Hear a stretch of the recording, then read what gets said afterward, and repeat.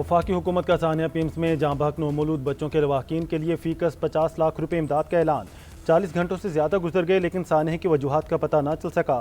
کس کی غفلت تھی، کون ذمہ دار تھا، یہ بھی تعین نہ ہو سکا۔ آگے اسی کے سپارک سے لگی یا کوئی اور وجہ تھی، اس کا بھی جواب نہ مل سکا۔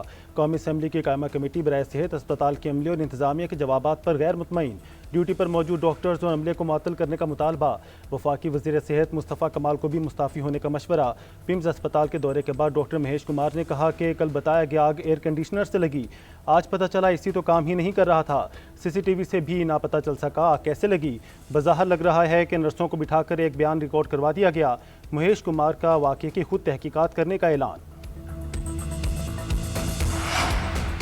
پیمز اسپتال میں آتش زدگی کیسے اور کیوں ہوئی، وجہ کیا تھی، واقعہ کیسے ہوا، وزیر اعظم کی بنائی انکوائری کمیٹی نے جواب طلب کر لیا۔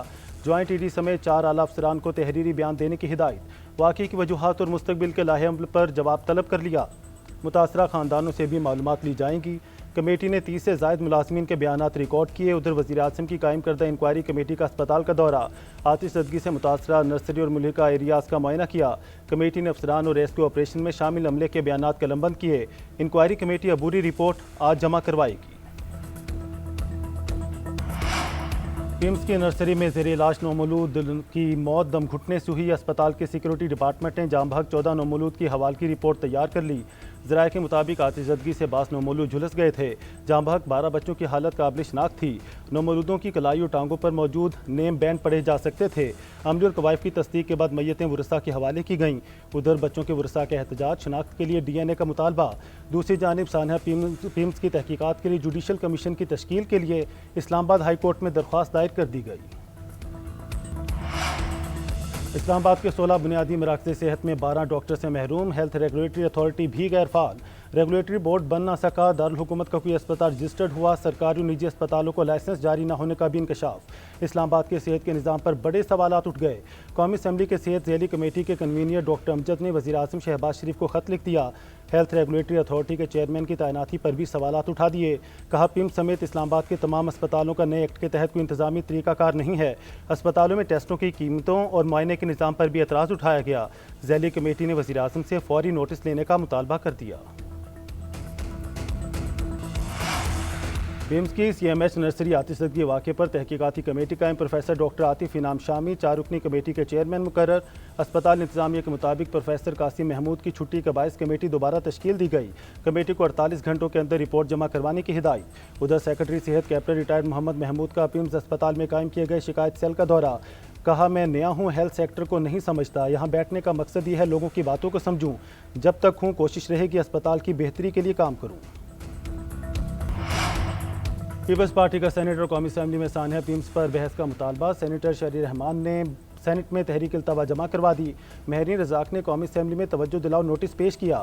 شہری رحمان کا کہنا ہے کہ دارالحکومت کے مرکزی سرکاری اسپتال میں حفاظتی انتظام کا غیر فعال ہونا ناقابل قبول ہے۔ سانحہ پیمز کی مکمل تحقیقات کر کے ایوان کو حقائق سے آگاہ کیا جائے۔ اہم ترین سرکاری اسپتال میں حفاظتی نظام کی ناکامی کا سنجیدگی سے جائزہ لیا جائے۔ مہرین رزاق نے موقف اپنایا کہ واقعی اسپتالوں میں حفاظتی انتظامات، انتظامی غفلت اور ایمرجنسی رسپانس سے متعلق کئی اہم سوالات کو جنم دیا ہے۔ اس انتہائی سنگین واقعے پر قومی اسمبلی میں فوری بحث کرائی جائے تاکہ واقعے کے حقائق سامنے لائے جا سکیں۔ وفاقی وزیر قانون اعظم نذیر تارڑ کا کہنا ہے کہ حادثات کبھی بتا کر نہیں ہوتے۔ وفاقی وزیر صحت نے خود کو احتساب کے لیے پیش کیا ہے۔ آج عبوری کمیٹی کی رپورٹ آ جائے گی، بہت سی چیزیں واضح ہو جائیں گی۔ کمیٹی ذمہ داروں کا تعین کرے گی۔ انسانی جانوں کی کوئی تلافی نہیں۔ وزیر اعظم نے اس طرح کے معاملات پر کبھی بھی ہچکچاہٹ کا مظاہرہ نہیں کیا۔ مستقبل میں اسپتالوں کے انتظامات سے متعلق الگ سفارشات بھی مرتب کی جا رہی ہیں۔ پاکستان اور کویت کے درمیان فوجی تعاون کے فروغ کے پروٹوکول معاہدے پر دستخط۔ معاہدے کے تحت 2023 کے دفاعی تعاون معاہدے کے فریم ورک کو مزید مضبوط بنایا جائے گا۔ پاک فوج کویتی مسلح افواج کو مختلف شعبوں میں معاونت فراہم کرے گی۔ معاہدہ وزیر دفاع خواجہ آصف سے کویتی وفد کی ملاقات کے موقع پر ہوا۔ ملاقات میں باہمی دلچسپی کے امور، دو طرفہ دفاعی تعلقات اور سیکورٹی تعاون پر تبادلہ خیال کیا گیا۔ فیلڈ مارشل کا دورہ ایران امریکہ یا ٹرمپ کے نمائندے کی حیثیت سے نہیں تھا۔ فیلڈ مارشل سید عاصم منیر کا دورہ آبِ ہرمز کو دوبارہ کھلوانے کی کوششوں کا حصہ ہے۔ ترجمان دفتر خارجہ کا کہنا ہے پاکستان کے خطے میں امن و استحکام کے لیے کوششیں جاری ہیں۔ ایرانی قیادت نے بھی پاکستان کے کردار کو سراہا۔ فیلڈ مارشل نے ایرانی حکام سے خطے میں کشیدگی کے خاتمے اور مذاکراتی حل تلاش کرنے پر بات کی۔ سابق بھارتی CDF کا کیرانہ پہاڑوں سے متعلق دعویٰ مسترد کرتے ہیں۔ تاریخی حقائق سے بنتی ہیں، بالی ووڈ انداز کے بیانیے سے نہیں۔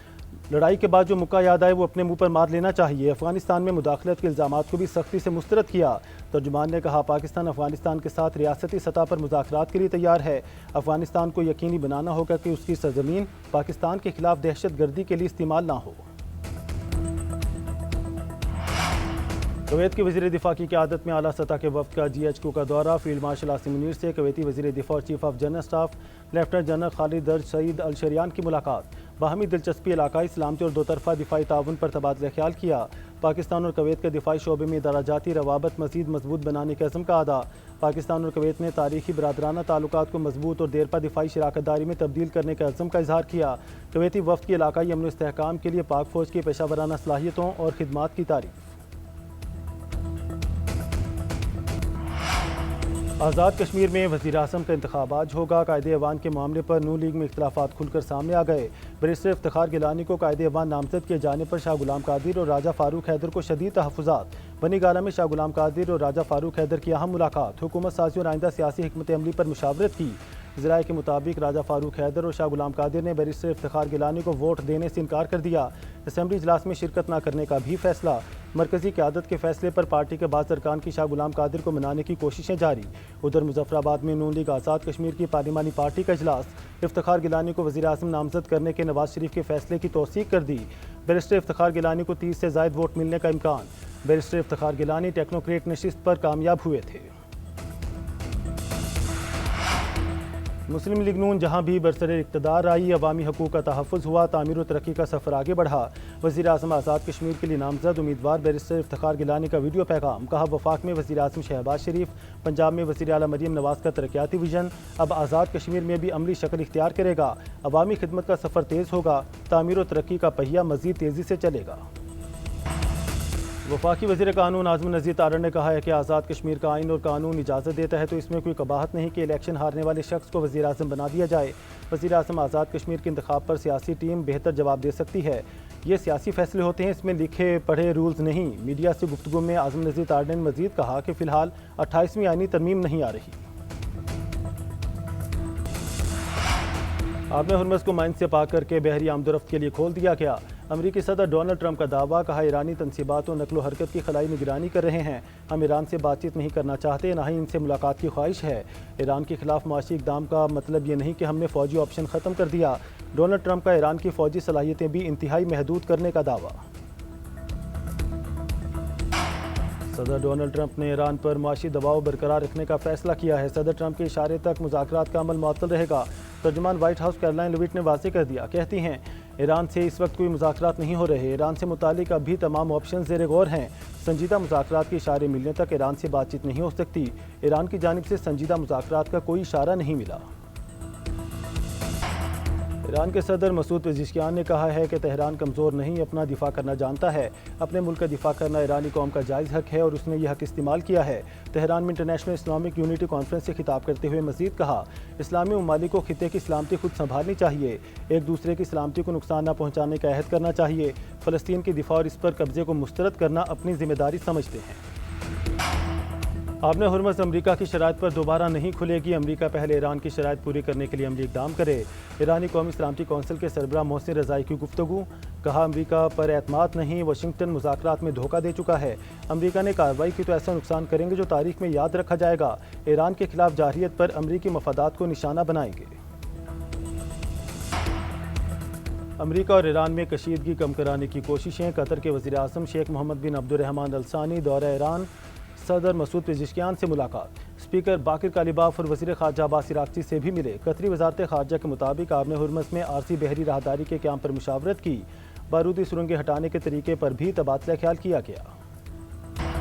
वज़ीर-ए-आज़म से सऊदी सफ़ीर नवाफ बिन सईद अल मालिकी की अलविदाई मुलाकात। शहबाज शरीफ की सफारती जिम्मेदारियां कामयाबी से मुकम्मल करने पर मुबारकबाद। शाह सलमान बिन अब्दुल अजीज़ और वली अहद के लिए नेक तमन्नाओं का इजहार किया। सऊदी अरब की मुसलसल हिमायत और फ़राख दिलाना मुआवनत को सराहा। खित्ते में अमन व इस्तेहकाम के फ़रोग़ के लिए सऊदी अरब के अहम किरदार की तारीफ़ की। नायब वज़ीर-ए-आज़म और वज़ीर ख़ारजा इसहाक़ डार का दौरा बरतानिया। बरतानवी वज़ीर ख़ारजा से लंदन में मुलाकात। मशरिक़ वुस्ता की सूरत हाल, खित्ते में अमन व इस्तेहकाम, सिंतास मुआहदे और इलाकाई सिक्योरिटी सूरत हाल पर तबादला ख्याल। इसहाक़ डार बरतानवी वज़ीर मुमलिकत स्टीफन डोटरी से भी मिले। दोनों रहनुमाओं का तिजारत और सरमायाकारी में इजाफे, उभरते हुए शोबों में ताउन को वुसअत देने, माहौलियाती ताउन को मजबूत बनाने और सकाफती तबादलों के फ़रोग़ के तरीक़ों पर तबादला ख्याल। नायब वज़ीर-ए-आज़म की बरतानवी मुशीर कौमी सलामती जोनाथन पाउल से भी मुलाकात। जनूबी एशिया, मशरिक़ वुस्ता, अफ़गानिस्तान समेत अहम इलाकाई और आलमी अमूर पर गुफ्तगू की। हुकूमत का पेट्रोलियम मसनूआत की कीमतों में कमी का ऐलान। नोटिफिकेशन के मुताबिक पेट्रोल की कीमत में 50 पैसे फ़ी लीटर कमी कर दी गई। नई कीमत 342 रुपये 60 पैसे फ़ी लीटर हो गई। डीजल भी 19 पैसे सस्ता। डीजल की नई कीमत 371 रुपये 61 पैसे फ़ी लीटर मुकर्रर। नई कीमतों का इतलाक 28 अगस्त के लिए किया गया है। अमीर जमात इस्लामी हाफिज़ नईम उर रहमान ने 3 सितंबर को मुल्कगीर हड़ताल का ऐलान कर दिया। 3 सितंबर को मुल्कगीर हड़ताल होगी, तमाम दुकानें बंद होंगी। लाहौर में जमात इस्लामी की जानिब से जारी धरने के शुरा से खिताब में हाफिज़ नईम उर रहमान का कहना था, हैदराबाद, फैसलाबाद और जनूबी पंजाब समेत मुल्क भर में बैक वक्त कई धरने जारी हैं। हाफिज़ नईम ने शुरा से खिताब में पेट्रोलियम लेवी ख़त्म, IPPs के नाजायज़ मुआहदे ख़त्म करने का मुतालबा भी किया है।